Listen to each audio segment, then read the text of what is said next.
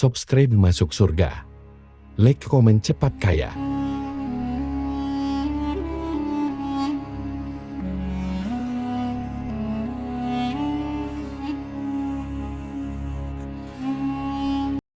Assalamualaikum warahmatullahi wabarakatuh. Para pemirsa YouTube sekalian, pada kesempatan hari ini saya akan membahas terkait dengan Nabi Sulaiman alaihissalam. Nah, Nabi Sulaiman alaihissalam adalah manusia terkaya sepanjang sejarah kehidupan manusia di muka bumi. Dalam beberapa kitab suci seperti Al-Quran, Alkitab, Injil, Nabi Sulaiman alaihissalam dijelaskan sebagai manusia terkaya yang pernah hidup di muka bumi. Tidak ada satupun manusia yang bisa mengalahkan total kekayaannya. Hingga hari kiamat tiba, nanti para arkeolog telah menemukan situs peninggalan sejarah Islam yang mengungkap total kekayaan lebih dari Nabi Sulaiman alaihissalam. Reis bin Yosef, seorang profesor dari Tel Aviv University, seorang peneliti, ia menyatakan bahwa 3000 tahun yang lalu Nabi Sulaiman alaihissalam diperkirakan memiliki kekayaan senilai 2,2 triliun US dollar. Apabila dikonversi dengan nilai mata uang dolar hari ini dan apabila dirupiahkan, maka nilainya setara dengan 32.891.870 triliun rupiah. Nilai itu berkali-kali lipat lebih banyak dari total kekayaan negara Indonesia yang hanya mencapai 11,454 triliun rupiah per 31 Desember 2021. Nabi Sulaiman AS memiliki beberapa mukjizat, diantaranya dapat berbicara dengan bahasa binatang. Beliau dapat memerintahkan mereka untuk melakukan sesuatu. Beliau juga dapat mengendalikan besar kecilnya tekanan angin dan dapat mengatur ke arah mana angin akan menghembus. Sehingga dengan itu Nabi Sulaiman dapat memanfaatkan angin sebagai kendaraannya dan juga kendaraan tentaranya. Nabi Sulaiman juga bisa melunakkan besi dan membentuk menjadi pakaian perang yang anti tusukan, senjata tajam. Tapi Nabi Sulaiman memimpin para jin, mereka tunduk dan patuh pada Nabi Sulaiman. Tidak hanya itu, setan dan iblis laknatullah yang merupakan makhluk pembangkang dapat dibuat tunduk bertekuk lutut pada perintah-perintah Nabi Sulaiman. Bisa melakukan teleportasi, yaitu berpindah dari satu tempat ke tempat yang lainnya dalam waktu singkat. Peristiwa tersebut dibuktikan dengan pemindahan singgasana Ratu Bilqis atas perintah Nabi Sulaiman. Nabi Sulaiman juga dikenal sebagai raja yang adil dan bijaksana. Nabi Sulaiman diberkahi kecerdasan yang sangat luar biasa untuk menyatupadukan segenap kekuatan yang Allah berikan kepadanya. Ia mengelola dan membawa kerajaannya menjadi kekuatan raksasa yang tak terkalahkan di masanya. Dengan segenap kemampuan yang dimiliki, tentara Nabi Sulaiman adalah tentara terkuat di bumi tanpa ada yang menandinginya. Pertanyaan mendasar yang muncul kali ini adalah dari mana sumber kekayaan dan kekuatan Nabi Sulaiman alaihissalam? Untuk mendapatkan jawabannya dari pertanyaan itu, simak video ini sampai akhir. Sebelum itu, mari bantu channel ini untuk terus berkembang dengan cara subscribe dan nyalakan tanda loncengnya, juga like, komentar yang positif, berikan share juga pada video ini. Semoga bernilai amal jariah karena ikut mensiarkan kisah Islam pada masyarakat Islam dan dunia. Terima kasih. Bismillahirrahmanirrahim. Sesungguhnya kami benar-benar telah menaburkan ilmu kepada Daud dan Sulaiman. Keduanya berkata, segala puji bagi Allah yang melebihkan kami dari kebanyakan hamba-hamba yang mukmin. Sulaiman telah mewarisi Daud dan dia berkata, wahai manusia, kami telah diajari untuk memahami bahasa burung dan kami dianugerahi segala sesuatu. Sesungguhnya semua ini benar-benar karunia yang nyata. Quran Surat An-Naml ayat 15-16. Saudara-saudaraku yang dirahmati oleh Allah, pada ayat di atas disebutkan bahwa Sulaiman telah mewarisi Daud. Nabi Sulaiman mewarisi Nabi Daud dalam sisi kenabian dan kekuasaan, bukan mewarisi harta, karena para nabi tidak mewarisi harta sebab sepeninggalan mereka harta para nabi menjadi sedekah bagi orang-orang yang ada di sekitar mereka, yaitu orang-orang fakir dan orang-orang yang membutuhkan, dan harta para nabi tidak dikhususkan bagi kalangan keluarganya. Rasulullah bersabda, kami para nabi tidak mewariskan. Nabi Sulaiman mewarisi kenabian dari Nabi Daud. Ini adalah hal yang jelas Allah telah memilihnya sebagai nabi dari Bani Israel. Begitu juga Allah telah memberinya kekuasaan kerajaan sehingga ia menjadi pemimpin Bani Israel. Barangkali sesuatu yang paling penting yang diwarisi oleh Nabi Sulaiman dari Nabi Daud adalah tradisi militer. Kemajuan militer yang dahsyat telah berpindah kepada Nabi Sulaiman. Nabi Daud sebenarnya adalah seorang pengembala kambing yang sangat miskin, tapi seiring dengan perjalanan waktu, ia menjadi komandan pasukan yang tiada tandingannya. Nabi Daud alaihissalam mengetahui bahwa kekuatan hakiki yang mengatur alam semesta adalah kekuatan Allah Subhanahu wa taala. Ketika Nabi Daud mengulurkan tangannya dan memegang potongan batu, lalu beliau melemparkannya dengan ketapelnya ke arah Jalut. Nah, kepala Jalut retak dan ambruk menghantam tanah.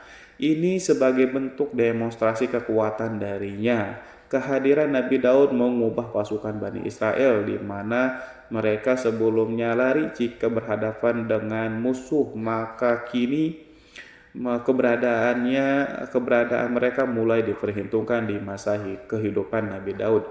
Mengalami peperangan yang sangat banyak, tapi Al-Quran tidak menceritakan secara terperinci hal itu. Al-Quran adalah kitab dakwah di jalan Allah, bukan kitab sejarah. Al-Quran hanya menceritakan di dalam Quran surat ayat 20, dan kami kuatkan kerajaan Daud. Ayat tersebut berarti bahwa Nabi Daud belum pernah terkalahkan dalam peperangan yang diikutinya. Di samping dukungan yang Allah berikan kepadanya, juga pasukan dan rakyat di mana mereka adalah orang-orang yang bertauhid, menyerahkan diri kepada Allah. Allah SWT mengajarkan kepada Nabi Daud hal-hal yang menjadikan pasukannya memiliki keistimewaan yang dengannya mereka dapat mengalahkan pasukan-pasukan lain, pasukan-pasukan besar yang ada di bumi pada saat itu. Allah Subhanahu wa taala telah berfirman dalam Quran surat Saba ayat 10, dan kami telah melunakkan besi untuknya. Baju besi mungkin akan menjadi masalah dalam benak kita ketika orang-orang akan berperang. Baju besi cukup mengganggu gerakan mereka. Kita bisa membayangkan ketika ada dua orang berperang, salah satunya dapat bergerak bebas sementara yang lainnya tidak leluasa bergerak karena tertahan dengan pakaiannya. Namun dengan kekuasaan Allah, Nabi Daud dapat melunakkan besi dan membuat baju besi menjadi ringan yang mudah untuk digunakan.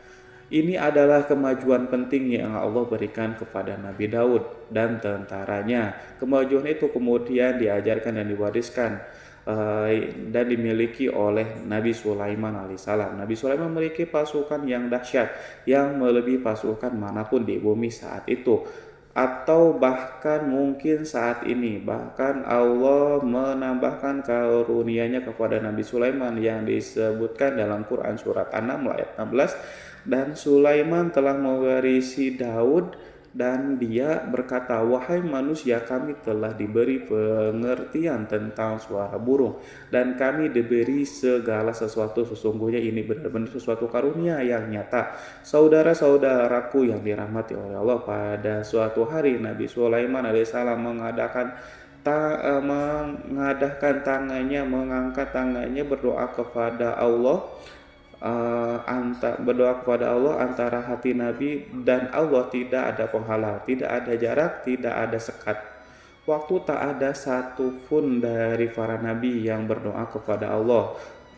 Wali doanya pasti dikabulkan. Doa Nabi Sulaiman alaihissalam direkam di dalam Quran surat Shad ayat 35.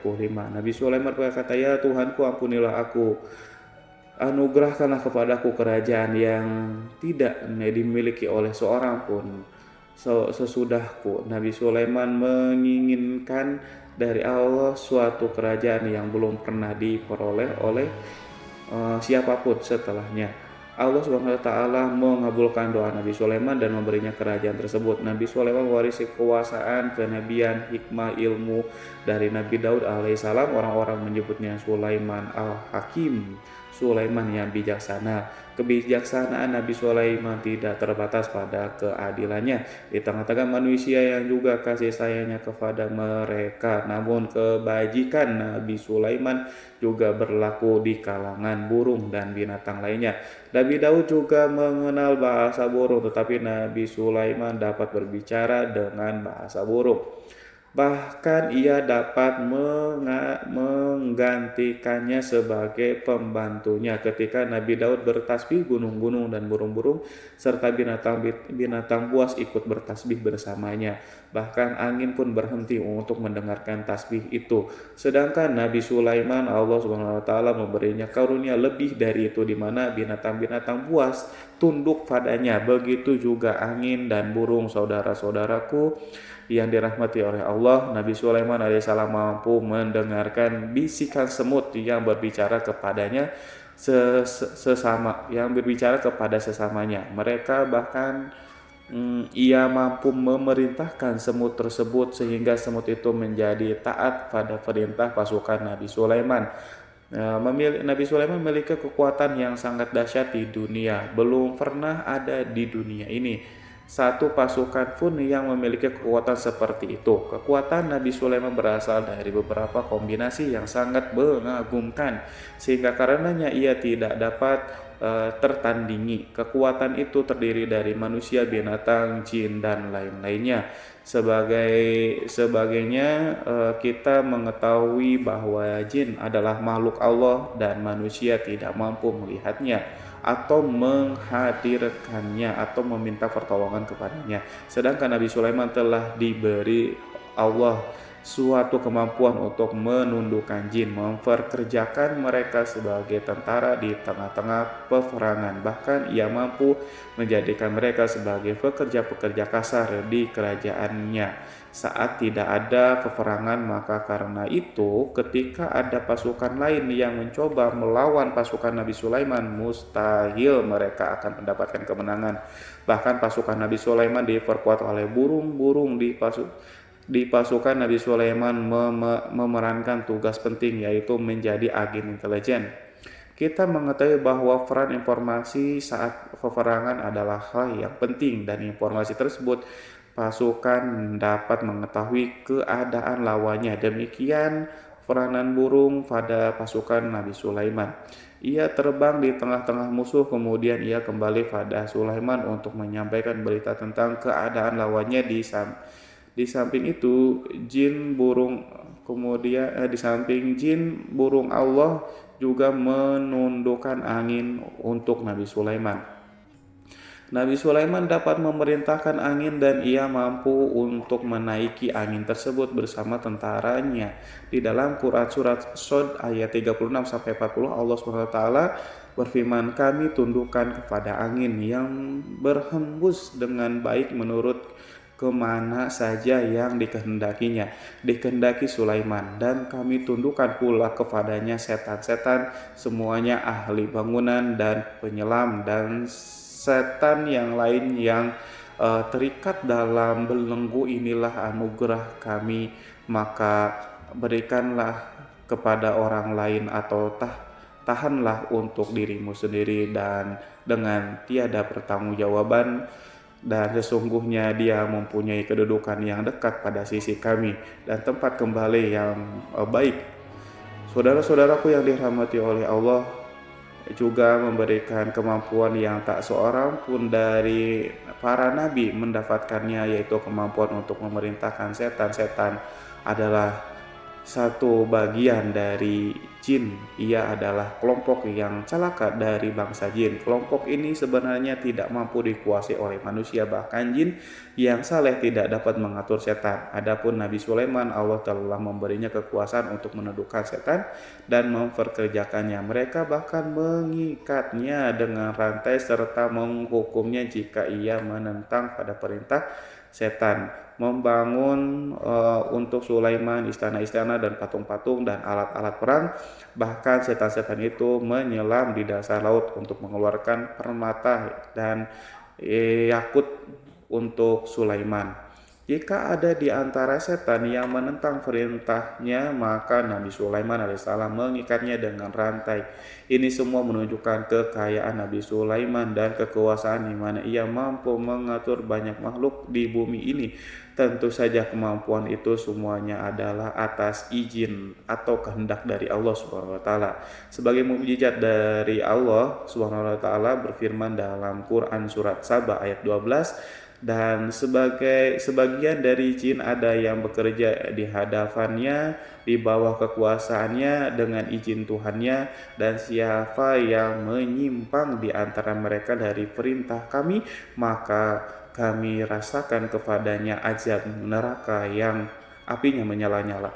Para jin itu membuat untuk Sulaiman apa yang dikehendakinya dari gedung-gedung yang tinggi dan patung-patung dan piring-piring yang besarnya seperti kolam atau periuk yang tetap berada di atas tungku.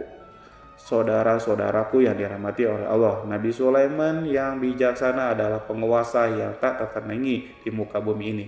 Meskipun memperoleh nikmat-nikmat khusus yang agung itu yang Allah berikan kepada Nabi Sulaiman, beliau tetap menunjukkan dirinya sebagai manusia yang paling banyak berzikir kepada Allah dan manusia yang paling banyak bersyukur di zamannya. Saudara-saudaraku yang dirahmati Allah, sebagaimana Allah Subhanahu wa taala telah memberikan nikmat kepada kepada ayahnya Nabi Daud alaihissalam, di mana ia mampu melunakkan besi dan Allah mengajarinya bagaimana cara mencairkan besi, maka Nabi Sulaiman alaihissalam dapat memanfaatkan tembaga yang cair untuk peperangan. Dan juga di saat perdamaian, pada saat peperangan beliau mencampur tembaga dengan besi dan membuat darinya perunggu. Mereka menggunakan senjata-senjata perunggu dalam peperangan seperti pedang, baju besi, dan juga pisau. Senjata-senjata ini adalah senjata yang paling kuat di saat itu.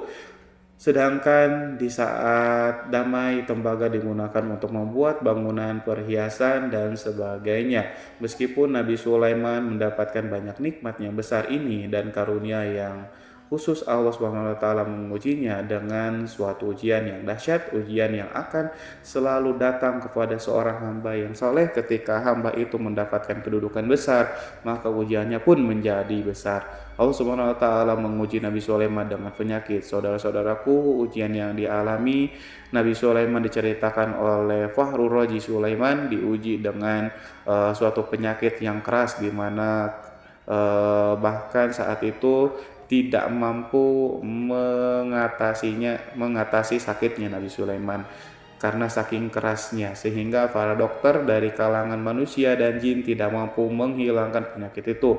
Lalu burung-burung menghadirkan rumput-rumput yang dianggap sebagai obat, tetapi Nabi Sulaiman tak kunjung sembuh. Semakin hari penyakit Nabi Sulaiman semakin menjadi-jadi, sehingga ketika Nabi Sulaiman duduk di atas kursi, ia duduk bagaikan tubuh tanpa roh, seakan-akan ia mati karena saking kerasnya penyakitnya. Sakit yang diderita oleh Nabi Sulaiman alaihissalam berlangsung sangat lama, namun Nabi Sulaiman tidak berhenti-hentinya berzikir kepada Allah yang meminta kesembuhan kepada Allah, serta peristiwa pada Allah dan mengungkapkan rasa cinta kepadanya. Selesailah ujian Allah terhadap hambanya Nabi Sulaiman alaihissalam. Beliau pun sembuh. Ini Nabi Sulaiman merasakan kembali kesehatan setelah ia mengetahui segala kejayaan dan segala kekuasaan serta segala kebesarannya tidak lagi mampu menghilangkan penyakit yang dideritanya. kecuali jika Allah menghendakinya. Saudara-saudaraku yang dirahmati oleh Allah, Nabi Sulaiman telah membangun tempat ibadah, tempat sujud sehingga manusia menyembah Allah di dalam rumah itu, menunjukkan keunggulan seni arsitektur dan seni fahat.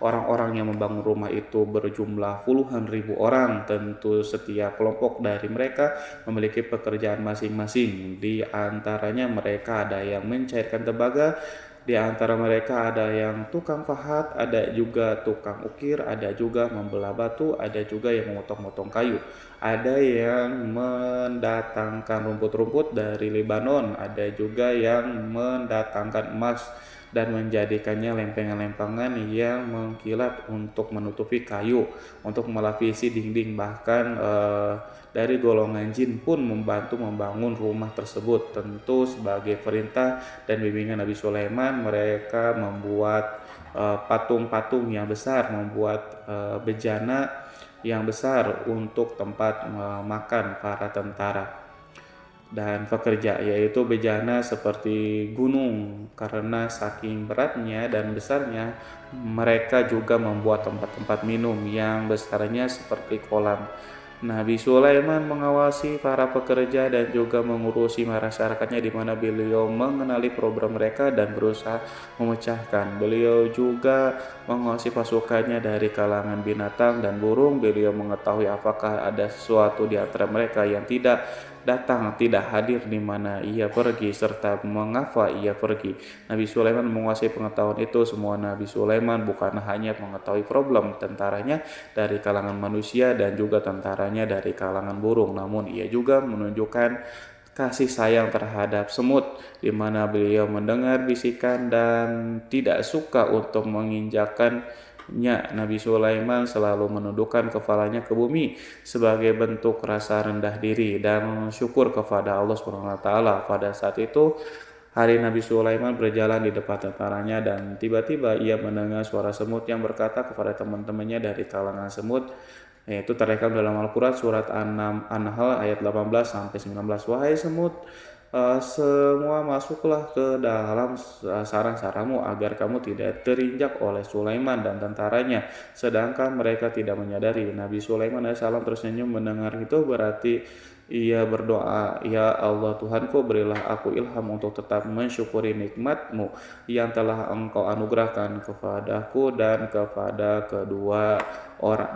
orang tuaku, ibu bapakku, dan untuk mengerjakan amal saleh yang Kau ridhoi, dan masuklah aku ke dalam rahmat-Mu dan dalam golongan hamba-hamba-Mu yang saleh. Saudara-saudaraku yang dirahmati Allah, meskipun Nabi Sulaiman mendapatkan kekuasaan dan memiliki tentara yang besar, namun beliau menunjukkan kasih sayang terhadap bangsa semut. Beliau mendengarkan fisiknya dan melihat semut yang ada di depannya. Oleh karena itu ia tak mungkin baginya untuk menginjak golongan semut itu. Nabi Sulaiman bersyukur kepada Allah yang telah memberinya nikmat itu, yaitu nikmat rahmat dan kasih sayang. Di samping itu, Nabi Sulaiman alaihissalam adalah orang yang paling kaya di dunia.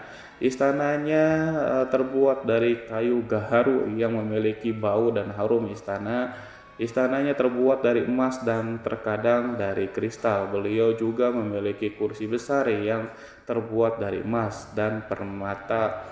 Istana Nabi Sulaiman merupakan istana yang paling besar di dunia. Nabi Sulaiman menggunakan pakaian dari emas dan permata. Meskipun demikian, Nabi Sulaiman tetap menunjukkan sebagai hamba yang berserah diri dan rendah diri di hadapan Allah Subhanahu wa taala dan sederhana di depan manusia.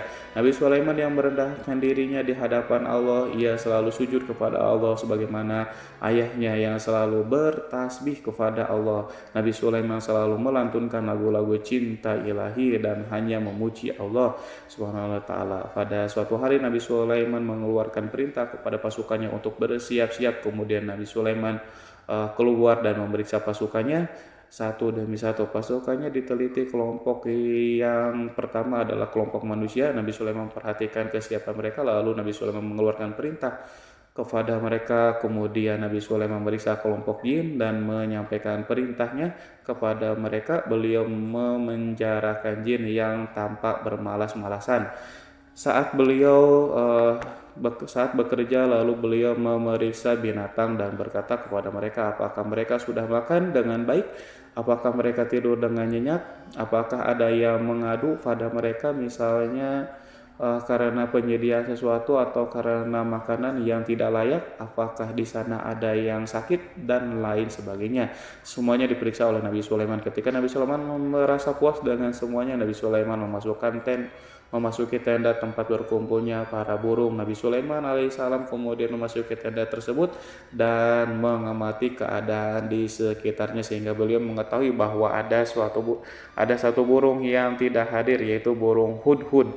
Nabi Sulaiman alaihissalam kemudian berkata kepada yang diabadikan dalam surat An-Naml ayat 20, mengapa aku tidak melihat burung hudhud? Burung-burung yang lainnya tampak terdiam sebagai penghormatan dan mereka mendengarkan apa yang dikatakan pemimpin mereka Nabi Sulaiman. Nabi Sulaiman mengarah ke pandangannya pada semua burung dan tidak menemukan burung hudud di antara mereka. Tak seekor burung pun yang mengetahui keberadaan burung hudud. Absen pada apel wajib kali ini, Nabi Sulaiman memulai menampakkan kemarahannya. Apakah dia termasuk yang tidak hadir? Tiba-tiba seekor burung kecil memberanikan diri untuk berkata kepada Nabi Sulaiman, wahai Nabi yang mulia, seharusnya hudud ada bersamaku kemarin untuk melaksanakan tugas penyelidikan. Ia adalah pemimpin misi itu, namun burung hudhud belum datang. Oleh karena itu aku tidak pergi bersamanya. Burung itu tampak gemetar karena Nabi Sulaiman bahwa hudhud tidak hadir dan tak seorang pun mengetahui kemana ia pergi. Hudhud pergi tanpa terlebih dahulu meminta izin kepada Nabi Sulaiman dan tidak memberitahu kemana keberadaannya. Dalam keadaan marah, Nabi Sulaiman berkata, sesungguhnya aku benar-benar akan mengazabnya dengan azab yang keras atau benar-benar menyembelihnya kecuali jika ia benar-benar datang kepadaku dengan alasan yang jelas. Kawanan burung-burung mengetahui bahwa Nabi Sulaiman sedang marah dan telah menetapkan untuk menyiksa burung hudhud atau menyembelihnya atau justru memaafkan dengan syarat ia datang dengan membawa alasan yang dapat menyelamatkan, atau dengan kata lain burung hudhud dapat memastikan bahwa ia melaksanakan tugas yang penting. Nabi Sulaiman menunjukkan kemarahannya yang besar sehingga siapapun merasa takut pada Nabi Sulaiman marah, maka kemarahannya akan membelak kebenaran. Kemudian beliau dapat melaksanakan ancaman dengan cara yang mudah. Seekor burung tanpa gemetar ketakutan melihat kemarahan Nabi Sulaiman. Lalu beliau mengeluarkan tangannya ke burung itu dan memegang kepalanya sehingga burung itu pun merasa tenang dan merasa takutnya hilang. Nabi Sulaiman kemudian pergi dari tempat burung dan menuju istananya. Nabi Sulaiman masih memikirkan keadaan burung hudhud. Seharusnya burung hudhud menjadi bagian penting dari badan intelijen. Apakah ia pergi untuk menyingkap sesuatu atau apakah ia pergi hanya untuk bermain-main?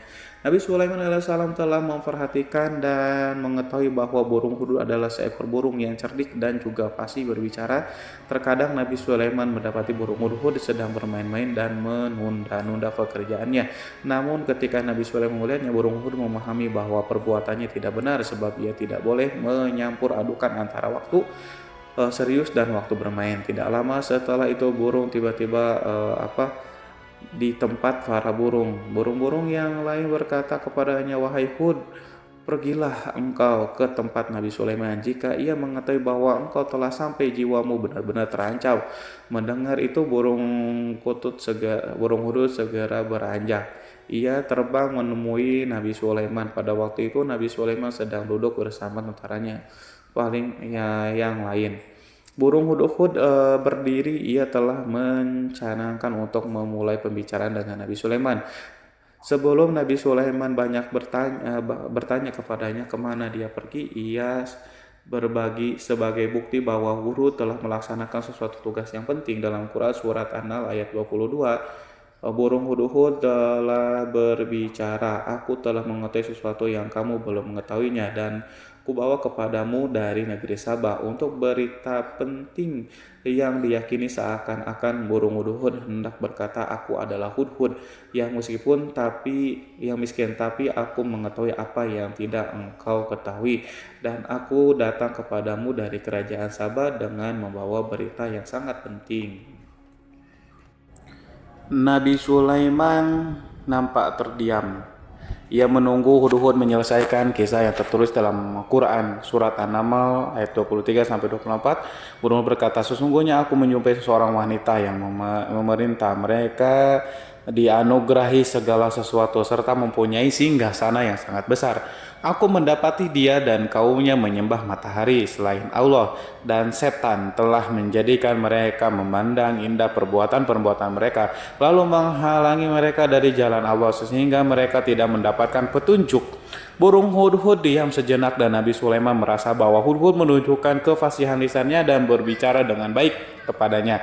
Nabi Sulaiman berkata dalam Quran surat An-Nahl ayat 27 sambil menunjukkan senyum manisnya di wajah Nabi Sulaiman berkata, akan kami lihat apakah kamu benar wahai hudhud, ataukah kamu termasuk orang-orang yang berdusta. Seakan-akan burung hud ingin mengatakan aku tidak Diamnya Sulaiman membuat takut sehingga burung hudhud terdiam. Nabi Sulaiman terdiam karena berpikir, lalu ia memutuskan sesuatu. Setelah itu beliau mengangkat kepala lainnya dan meminta secari kertas dan pena. Nabi Sulaiman menulis surat singkat dan menyerahkannya kepada hudhud serta memerintahkan kepadanya dalam Quran surat An-Nahl ayat 24, pergilah dengan membawa suratku ini, lalu jatuhkanlah kepada mereka, kemudian berpalinglah dari mereka, lalu perhatikanlah apa yang mereka bicarakan. Al-Quranul Karim hanya ceritakan dalam Quran surat An-Naml bagaimana perginya hudhud dan bagaimana ia menyerahkan surat itu. Lalu Al-Quran langsung menyebutkan keadaan kerajaan Balqis yang saat itu ia sedang membaca surat tersebut di depan para pembesar kerajaannya dan para menterinya dalam Quran surat An-Naml ayat 29 sampai 31. Berkatalah Bilqis, wahai pembesar-pembesar, sesungguhnya telah dijatuhkan kepadaku sebuah surat yang mulia. Sesungguhnya surat ini dari Sulaiman, dan sesungguhnya isinya dengan menyebut nama Allah yang Maha Pengasih lagi Maha Penyayang, bahwa janganlah kalian berlaku sombong terhadapku dan datanglah kepadaku sebagai orang-orang yang berserah diri. Saudara-saudaraku yang dirahmati Allah, dalam surat itu Nabi Sulaiman disebutkan hendaklah mereka menyerahkan diri dan tunduk kepada perintah Sulaiman. Nabi Sulaiman memerintahkan agar mereka meninggalkan penyembahan terhadap matahari. Nabi Sulaiman tidak mempersoalkan akidah mereka dan tidak memuaskan mereka dengan apapun. Nabi Sulaiman hanya memerintahkan bahwa ia berada di atas kebenaran, bukankah ia didukung kekuatan yang berlandaskan keyakinan dan dimilikinya. Nabi Sulaiman hanya memerintahkan mereka agar tunduk dan patuh kepadanya. Ratu Saba menyampaikan surat tersebut di tengah-tengah kaumnya. Dalam Quran surat An-Naml ayat 32 dijelaskan berkata Bilqis, wahai para pembesar, berilah aku pertimbangan dalam urusanku ini. Aku tidak pernah memutuskan sesuatu persoalan sebelum kamu berada dalam majelisku. Saudara-saudaraku yang dirahmati Allah, para pembesar istana Bilqis menentang surat tersebut. Isi surat itu membangkitkan kesombongan kaum Saba, di mana mereka merasa lebih kuat. Mereka mengetahui bahwa di sana ada seseorang yang mencoba menentang mereka dan mengisyaratkan peperangan kepada mereka. Lalu ia minta kepada mereka untuk memenuhi syarat-syarat sebelum terjadinya peperangan dan kekalahan dalam Quran surat An-Nahl ayat 33. Mereka menjawab, kita adalah orang-orang yang memiliki kekuatan dan juga memiliki keberanian yang sangat dalam. Peperangan dan keputusan berada di tanganmu, wahai rajaku. Maka pertimbangkanlah apa yang akan kamu perintahkan. Saudara-saudaraku yang dirahmati Allah, para pembesar kaum Sabah seakan ingin berkata kita siap untuk melaksanakan perang. Tampaknya ratu itu memiliki kebijakan yang lebih baik dari pembesar kaumnya. Surat Sulaiman itu membuatnya berpikir lebih jernih dan lebih berhati-hati. Ia berusaha sebisa mungkin menghindari peperangan. Ratu itu berpikir dalam tempo yang lama. Nama Sulaiman tidak diketahuinya dan ia pun belum pernah mendengarnya. Oleh karena itu ratu kaum Sabah tidak mampu mengetahui dan mendeteksi seberapa besar kekuatan Nabi Sulaiman. Boleh jadi Nabi Sulaiman memiliki kekuatan yang dahsyat sehingga ia mampu memerangi kekuasaannya dan mengalahkannya. Kemudian ratu memperhatikan apa yang ada di sekelilingnya. Ia melihat kemajuan masyarakat dan juga kekayaannya. Barangkali ia mengira bahwa Nabi Sulaiman iri terhadap kemajuan kekayaan itu sehingga Nabi Sulaiman ingin menyerangnya. Setelah mempertimbangkan isi surat Nabi Sulaiman dengan cermat, Ratu Saba memilih untuk tidak bersikap sombong dan bodoh. Ratu lebih suka untuk menggunakan bahasa kelembutan. Ia mengirim kepada Nabi Sulaiman suatu hadiah yang besar. Ratu mengira bahwa Nabi Sulaiman seseorang yang ambisius, yang boleh jadi ia telah mendengar tentang kekayaan kerajaan Sabah.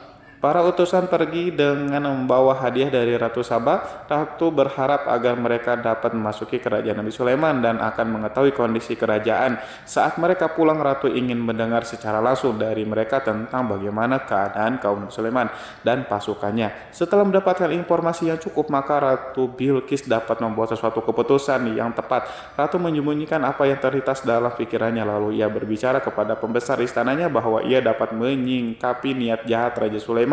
Lalu cara mengirimkan hadiah kepadanya. Ratu lebih memilih cara tersebut dan menunggu reaksi dari Nabi Sulaiman. Ratu berhasil memuaskan para pembesar istana dan untuk sementara ia menghilangkan ide untuk berperang. Karena para raja jika menyerang satu desa, maka pemimpin desa tersebut adalah orang yang paling banyak mendapatkan kehinaan dan kerjaan. Akhirnya para pembesar kaumnya merasa puas dengan pikiran Ratu Bilqis. Saudara-saudaraku yang dirahmati oleh Allah, dalam Quran surat An-Naml ayat 34-35 dijelaskan, Bilqis berkata, dia berkata sesungguhnya raja-raja apabila memasuki suatu negeri niscaya mereka akan membinasakannya dan menjadikan penduduknya yang mulia menjadi hina, dan demikian pula lah yang akan mereka perbuat, dan sesungguhnya aku akan mengirim utusan kepada mereka dengan membawa hadiah, dan aku akan menunggu apa yang akan dibawa kembali oleh utusan itu.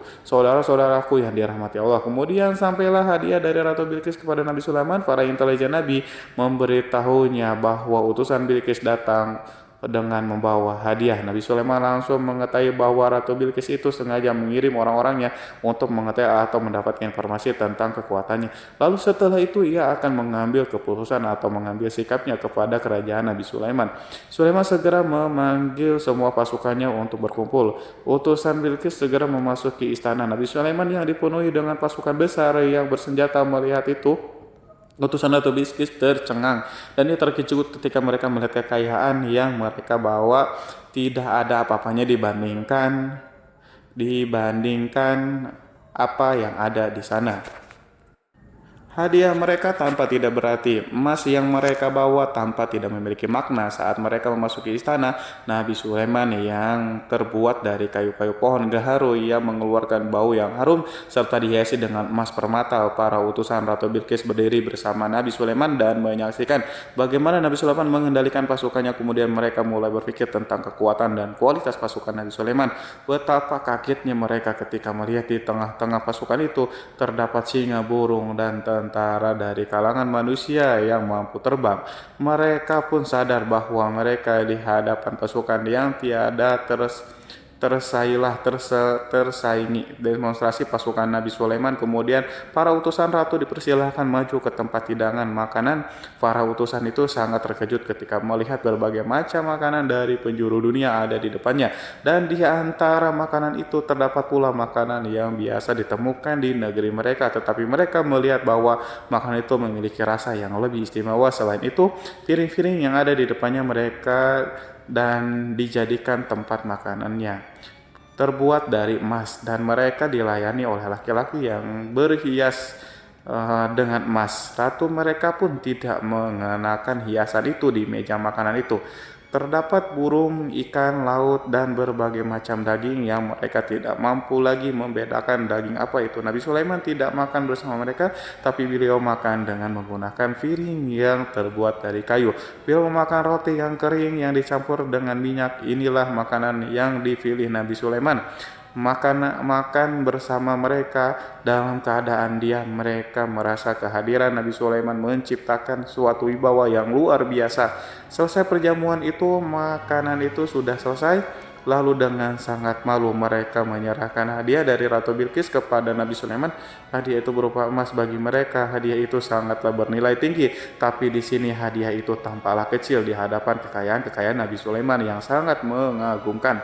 Nabi Sulaiman memperhatikan hadiah ratu itu dan berkata dalam Quran surat An-Nahl ayat 36, maka tatkala utusan itu sampai pada Sulaiman, Sulaiman berkata, apakah patut kamu menolong aku dengan harta? Maka apa yang diberikan Allah kepadaku lebih baik daripada apa yang diberikannya kepadamu, tetapi kamu merasa bangga dengan hadiahmu. Saudara-saudaraku, Raja Sulaiman menyingkap dengan kata-katanya yang singkat itu penolakannya terhadap hadiah mereka. Ia memberitahu utusan itu bahwa ia tidak menerima. Ia memberitahu utusan itu bahwa ia tidak menerima hadiah tersebut. Ia tidak merasa puas dengan hadiah itu. Yang membuatnya puas hanyalah, janganlah kalian berlaku sombong terhadapku dan datanglah kepadaku sebagai orang-orang yang berserah diri. Lalu Nabi Sulaiman berkata kepada mereka, pelan hal itu diabadikan dalam Quran surat An-Naml ayat 33, kembalilah kepada mereka, sesungguhnya kami akan mendatangi mereka dengan bala tentara yang mereka tidak kuasa melawannya, dan pasti kami akan mengusir mereka dari negeri itu, yaitu negeri Sabah, dengan terhina, dan mereka akan menjadi tawanan yang hina. Saudara-saudaraku yang dirahmati oleh Allah, Nabi Sulaiman kemudian meninggalkan para utusan ratu setelah terlebih dahulu mengancam mereka. Para utusan itu mengharap agar lebih Sulaiman mau menunggu kunjungan Ratu Bilqis sendiri yang akan membawa misi perdamaian. Akhirnya sampailah para utusan Ratu Bilqis ke negeri Sabah. Mereka segera menuju ke istana sang ratu. Mereka memberitahu bahwa negeri mereka ada di ujung tanduk. Mereka menceritakan kepada ratu tentang kekuatan Nabi Sulaiman dan tidak mungkin bagi mereka mampu melawannya. Mereka meyakinkan Ratu Bilqis bahwa ia harus mengunjunginya dan melihat sendiri bagaimana kebesaran kerajaan Nabi Sulaiman. Kemudian ratu menyiapkan dirinya untuk pergi menuju kerajaan Nabi Sulaiman dan sudah duduk di kursi kerajaan di tengah-tengah para pembesarnya dan para menterinya serta para komandan pasukan. Beliau berpikir tentang sosok Bilqis. Sulaiman mengetahui bahwa Bilqis menuju tempatnya. Meski dikelilingi rasa takut, Nabi Sulaiman berpikir sejenak tentang bagaimana matahari disembah. Ia memikirkan bagaimana informasi yang diterima oleh intelijennya tentang kemajuan kerajaan Bilqis dalam bidang kesenian dan ilmu pengetahuan. Nabi Sulaiman bertanya kepada dirinya sendiri, apakah kemajuan menjadi penghalang untuk mengetahui kebenaran? Apakah ratu itu gembira dengan kekuatan yang dicapainya, dan ia membayangkan bahwa kekuatannya adalah segalanya dengan kemajuan yang dimilikinya. Nabi Sulaiman ingin membuat kejutan agar ratu mengetahui bahwa Islam yang diyakini oleh Nabi Sulaiman adalah satu-satunya yang mampu mendatangkan kemajuan dan kekuatan yang hakiki, sehingga ia dapat membandingkan antara keyakinannya dalam menyembah matahari beserta kemajuan yang mencapainya dengan keyakinan Nabi Sulaiman juga beserta kemajuan yang diraihnya. Saudara-saudaraku yang dirahmati oleh Allah, para mata-mata Nabi Sulaiman telah memberitahu bahwa hal yang sangat disegani dan dikagumi oleh kaum Bilqis adalah kerajaan Sabah, yaitu singgasana Raja Bilqis. Singgasana itu terbuat dari emas dan batu mulia. Singgasana tersebut dijaga oleh penjaga yang sangat disiplin, di mana mereka tidak pernah lalai sedikit pun. Oleh karena itu sangat tepat apabila Nabi Sulaiman menghadirkan singgasana di sini di kerajaannya, sehingga ketika ratu tiba maka ia dapat duduk di atasnya. Nabi Sulaiman ingin membuat kejutan kepadanya dan menunjukkan bahwa kemampuannya tersebut yang berlandaskan pada keislaman. Nabi Sulaiman melakukan yang demikian itu dengan harapan agar si ratu tunduk kepadanya. Ide itu terlintas dalam diri Nabi Sulaiman, lalu ia mengangkat kepalanya dan menoleh kepada anak buahnya.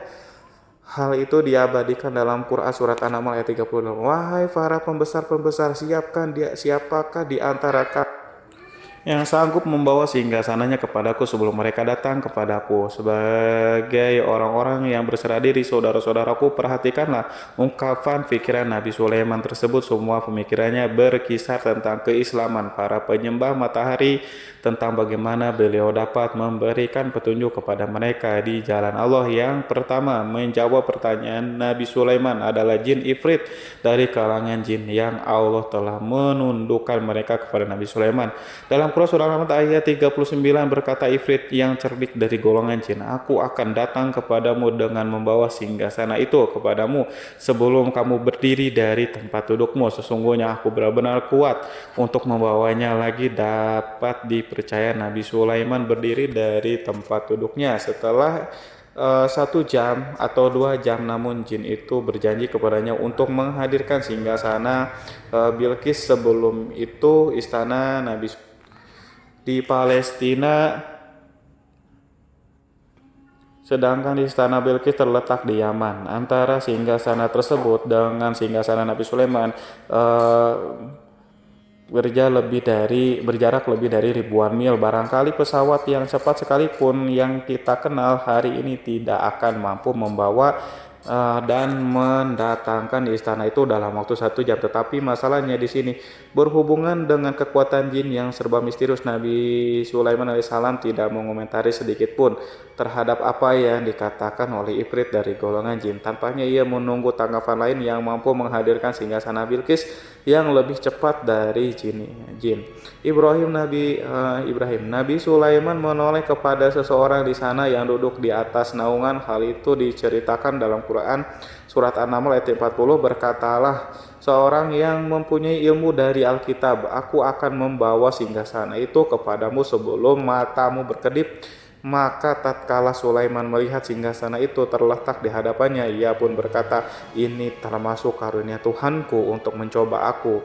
Apakah aku akan bersyukur atau mengingkari nikmatnya? Dan barang siapa yang bersyukur, maka sesungguhnya dia bersyukur untuk kebaikan dirinya sendiri. Dan barang siapa yang ingkar, maka sesungguhnya Tuhanku maha kaya lagi maha mulia.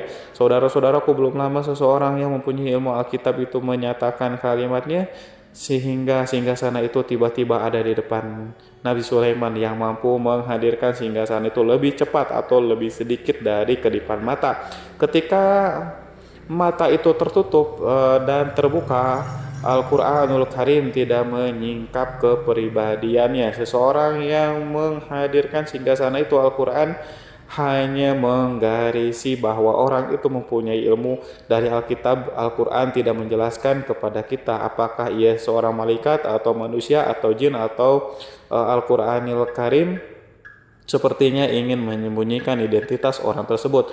Al-Quran sengaja tidak menyingkap hakikat kitab yang dimaksud. Saudara-saudaraku yang dirahmati Allah, setelah melintas singgasana itu, Nabi Sulaiman bersyukur kepada Allah.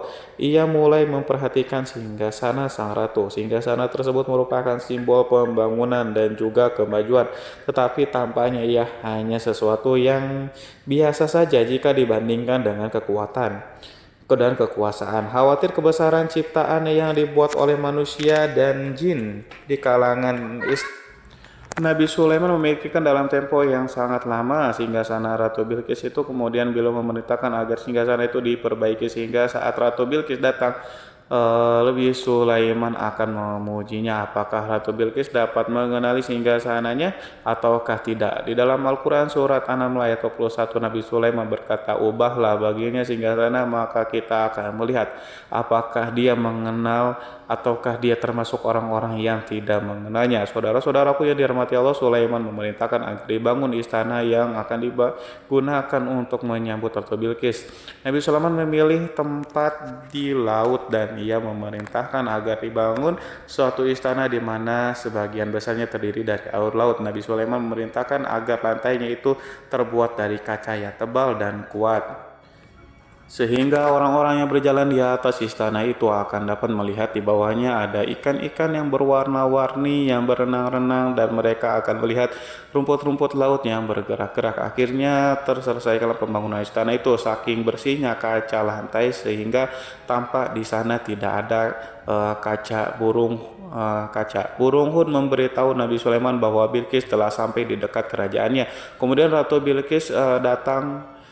Al-Quran tidak menyebutkan keadaan Nabi Sulaiman saat menyambut Bilqis, namun Al-Quran menunjukkan dua sikap Ratu Bilqis. Pertama, bagaimana sikap Bilqis ketika pertama kali melihat singgasananya yang datang mendahulunya, padahal ia telah meninggalkannya pengawalnya untuk tetap setia menjaga singgasananya.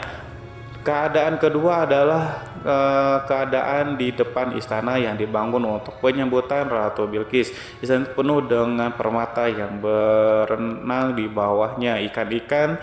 Dalam Quran surat An-Nahl ayat 42 dijelaskan, dan ketika Bilqis datang ditanyakanlah kepadanya, serupa inikah singgasanamu Bilqis? Menjawab seakan-akan singgasana ini adalah singgasanaku. Kami telah diberi pengetahuan sebelumnya dan kami adalah orang-orang yang berserah diri. Saudara-saudaraku, pada dialek di atas Bilqis melihat singgasananya dan ia tercengang saat mengetahui bahwa itu adalah singgasana miliknya. Namun ia kemudian mulai ragu karena melihat tidak sepenuhnya itu singgasana miliknya. Jika itu benar-benar miliknya, lalu bagaimana ia datang mendahulinya? Dan bila bukan singgasananya, maka bagaimana Sulaiman dapat meniru sepersis dan seteliti itu, padahal Sulaiman tidak pernah sekalipun pergi ke kerajaannya. Nabi Sulaiman berkata saat melihat Bilqis mengamati singgasananya, apakah ini singgasanamu? Dia sangat kebingungan, namun setelah itu ia menjawab, sepertinya benar. Nabi Sulaiman berkata lagi, kami telah diberi ilmu sebelumnya dan kami sebagai orang-orang muslim saudara-saudaraku yang dirahmati oleh Allah. Melalui pertanyaan itu Nabi Sulaiman ingin mengisyaratkan kepada Bilqis agar ia membandingkan antara keyakinannya beserta ilmu yang dicapainya dengan keyakinan Nabi Sulaiman yang muslim beserta kata pengetahuan yang telah diraihnya penyembahan terhadap matahari dan pencapaian ilmu yang dicapai oleh Bilqis tanpa tidak ada apa-apanya dibandingkan dengan ilmu Nabi Sulaiman dan keislamannya. Nabi Sulaiman telah mendahulunya dengan bidang ilmu karena keislamannya. Karena itu sangat mudah baginya untuk mengungguli Bilqis. Dalam ilmu-ilmu yang lainnya demikianlah yang diisyaratkan pernyataan Sulaiman kepada Bilqis. Sahabat itu bahwa ini adalah singgasananya, di mana singgasana itu datang lebih dulu daripada dirinya. Beberapa bagian darinya telah diubah saat Bilqis masih di dalam perjalanan menuju ke tempat Nabi Sulaiman. Ia berpikir kemampuan apa yang dimiliki oleh Nabi Sulaiman. Ratu Bilqis tercengang melihat apa yang disaksikannya yang berupa buah dari keimanan Nabi Sulaiman dan hubungannya dengan Allah SWT. Sebagaimana Bilqis juga tercengang ketika melihat kemajuannya di bidang ilmu pembangunan, seni, dan ilmu-ilmu yang lainnya. Maka ia lebih kagum lagi saat melihat hubungan yang kuat antara keislaman Nabi kiriman dengan ilmunya serta kemajuan yang diraihnya. Dalam Quran surat An-Naml ayat 84 dijelaskan, dan apa yang disembahnya selama ini selain Allah mencegahnya untuk melahirkan keislamannya, karena sesungguhnya ia terdahulu termasuk orang-orang yang kafir. Saudara-saudaraku yang dirahmati Allah, tergoncanglah dalam benak Bilqis ribuan hal yang melihat keyakinan kaumnya runtuh di hadapan Nabi Sulaiman yang menyadari bahwa matahari yang disembahnya hanya merupakan ciptaan Allah, di mana ia menggerakkannya untuk hamba-hambanya. Lalu terbitlah matahari kebenaran di dalam dirinya atau hatinya diterangi oleh cahaya baru yang tidak akan tenggelam seperti tenggelamnya matahari. Masa keislamannya hanya menunggu waktu saja. Ratu Bilqis memilih waktu yang tepat untuk mengumumkan keislamannya. Allah SWT berfirman dalam Quran surat An-Naml ayat 44, dikatakan kepadanya, masuklah ke dalam istana. Maka tatkala ia melihat lantai istana itu, dikiranya kolam air yang besar dan disingkapnya dua betisnya. Berkatalah Sulaiman, sesungguhnya ia adalah istana licin yang terbuat dari kaca. Berkatalah Bilqis, wahai Tuhanku, sesungguhnya aku telah berbuat zalim terhadap diriku dan aku berserah diri bersama Sulaiman kepada Allah Tuhan semesta alam. Saudara-saudaraku yang dirahmati Allah, dikatakan kepada Bilqis, masuklah ke dalam istana. Ketika ia masuk, maka ia tidak menyaksikan adanya kaca, tetapi ia melihat air sehingga ia mengira akan bersinggungan dengan air laut. Lalu ia ia menyingkapkan sedikit bajunya agar bajunya tidak basah, Nabi Sulaiman mengingatkan tanpa melihatnya agar ia tidak khawatir terhadap pakaiannya karena pakaiannya tidak akan basah sebab di sana tidak ada air, itu sekedar kaca yang halus yang saking halusnya sehingga ia tidak tampak pada kesempatan itu Balkis mengumumkan keislamannya yang mengakui kelaliman dirinya dan ia menyatakan menyerahkan diri kepada Nabi Sulaiman dan kepada Allah Tuhan semesta alam. Lalu kaumnya pun mengikutinya dan mereka tidak memeluk Islam. Balkis menyadari ia berhadapan dengan penguasa yang terbesar di bumi dan salah satu Nabi Allah yang mulia. Untuk pertama kalinya wajah Sulaiman tampak dihiasi dengan senyuman yang menunjukkan kepuasannya sejak Balkis mengunjunginya. Demikianlah Sulaiman mewujudkan kejayaan yang hakiki dan menyebarkan cahaya Islam di muka bumi. Saudara-saudaraku, Al-Quran tidak menyebutkan kisah Balkis setelah keislamannya. Para ahli tafsir mengatakan bahwa ia menikah dengan Nabi Sulaiman. Selain itu, ada yang mengatakan bahwa ia menikah dengan salah satu orang dekat Nabi Sulaiman. Ada juga yang mengatakan bahwa sebagai raja Habasyah adalah keturunan dari buah perkawinan ini. Wallahu alam bishawab. Saudara-saudaraku yang dirahmati Allah, Nabi Sulaiman hidup di tengah-tengah kejayaan dan kemuliaan di bumi. Kemudian Allah menetapkan kematian untuknya sebagaimana kehidupan. Sulaiman berada di puncak kemuliaan dan kejayaan yang penuh dengan keajaiban yang luar biasa. Maka kematiannya pun merupakan tanda-tanda kebesaran Allah yang penuh dengan keajaiban. Demikianlah bahwa kematiannya sesuai dengan kehidupannya, sesuai dengan kejayaannya. Allah berfirman tentang kematian Sulaiman di dalam Al-Quran surat Sab ayat 14. Maka tatkala kami telah menetapkan kematian Nabi Sulaiman, tidak ada yang menunjukkan kepada mereka kematiannya itu kecuali rayap yang memakan tongkatnya. Maka tatkala ia telah tersungkur, taulah jin bahwa kalau sekiranya mereka mengetahui yang gaib, tentulah mereka tidak akan tetap dalam siksa yang menghinakan. Saudara-saudaraku yang kemampuan Nabi Sulaiman untuk menundukkan jin dan mempekerjakan mereka serta hubungan mereka dengannya, semua itu menimbulkan fitnah di tengah-tengah manusia dalam hal tertentu, dan kematian Nabi Sulaiman merupakan batasan jawaban terhadap fitnah ini. Kami tidak mengetahui siapa yang mengklaim bahwa jin mengetahui hal yang gaib, apakah itu setan yang terkutuk atau jin yang bodoh atau manusia yang tertipu. Kami tidak mengetahui siapa yang bertanggung jawab terhadap tersebarnya isu yang keliru ini. Yang kita tahu adalah bahwa hal tersebut adalah mempengaruhi sebagian manusia dan jin. Barangkali manusia berkata kepada diri mereka, selama jin melakukan perbuatan yang luar biasa ini, maka apa gerangan yang menjadikan mereka tidak mengetahui hal yang gaib? Manusia itu lupa bahwa kunci kegaiban berada di tangan Allah. Masalah ilmu gaib tidak akan mampu dikuasai oleh jin, manusia, para nabi, dan semua makhluk. Hanya Dia yang mengetahui, dan manusia yang diberitahu hanya sedikit. Sekali lagi, saudara-saudaraku yang dirahmati Allah, seakan-akan Allah telah merencanakan bahwa kematian Sulaiman bertujuan untuk menghancurkan pemikiran itu, yaitu pemikiran bahwa jin mengetahui hal-hal yang gaib. Jin bekerja untuk Nabi Sulaiman selama beliau hidup, dan tatkala beliau meninggalkan maka tugas mereka menjadi bebas. Nabi Sulaiman meninggal tanpa diketahui oleh jin sehingga mereka tetap bekerja untuknya.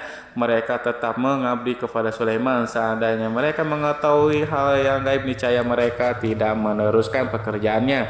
Mereka, saudara-saudaraku, pada suatu hari Nabi Sulaiman memasuki mihrabnya untuk itikaf, ibadah dan beribadah kepada Allah. Tak seorang pun yang berani mengganggu khalwatnya di mihrab itu. Mihrab Sulaiman terletak di puncak gunung dan dindingnya terbuat dari permata. Pada suatu hari Nabi Sulaiman duduk bersandar pada tongkatnya yang tampak tenggelam dalam tafakur. Beliau berzikir kepada Allah hingga rasakan untuk menguasainya. Lalu setelah itu malaikat maut menemuinya di mihrabnya. Nabi Sulaiman pun meninggal, beliau bersandar pada tongkatnya. Jin melihatnya dan mengira bahwa beliau sedang sholat sehingga mereka pun terus melanjutkan pekerjaannya. Berlalulah hari-hari yang panjang, kemudian datanglah rayap itu, yaitu semut kecil yang memakan kayu. Hewan itu mulai memakan tongkat Nabi Sulaiman. Rayap itu tampak lapar. Sebagian dari tongkat Nabi Sulaiman dimakan beberapa hari oleh rayap. Itu ketika yang dimakan semakin bertambah, maka tongkat itu pun menjadi rusak dan kemudian jatuh dari tangan Nabi Sulaiman alaihissalam. Tubuh mulia itu kehilangan pertimbangan dan kemudian jatuh terhempas di bumi. Tatkala tubuh suci itu tersungkur, maka manusia segera menuju ke arahnya. Mereka menyadari dan mengetahui bahwa Nabi Sulaiman telah meninggal dalam waktu yang lama. Jin menyadari bahwa mereka tidak mengetahui hal yang gaib dan manusia pun mengetahui hal yang hakikatnya.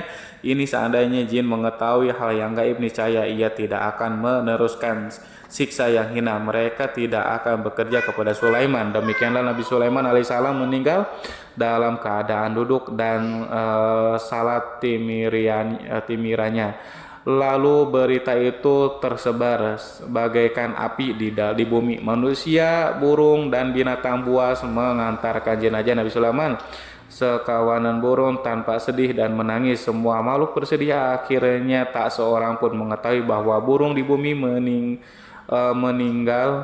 meninggal seorang yang memahami pembicaraan burung, binatang-binatang, jin, dan yang lainnya. Sebagian burung-burung itu berkata betapa beratnya kehidupan di tengah orang-orang yang tidak mengetahui pembicaraan kita. Wallahu a'lam bishawab. Wassalamualaikum warahmatullahi wabarakatuh.